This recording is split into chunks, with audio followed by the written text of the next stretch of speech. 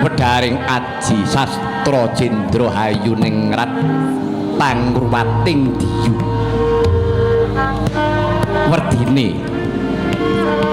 sastra tegese tulis Jendra tegese ratu Hayu tegese slamet Ningrat tegese jagat pangruwating diyu tegese pangruwating angkara murka werdine wong kang jumeneng narindra supaya pinaringan karahayon kudu bisa meper hardaning kanepson sak bisa-bisa aja nganti uripe dikendhaleni dening nafsu malah tiba kosok balen nafsu kudu dikendhaleni marang uripe semono uga tumraping wanita ingkang ngrasuk aji sastra Jendra pangruwating diyu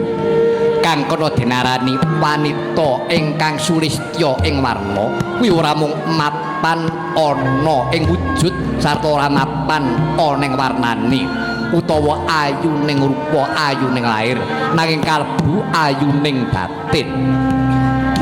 tegese wanita kang ayu lair tursing batin iku mau lati lan pakarti tetepa nyawiji aja nganti nyelep pangandika ingkang wis kawedhan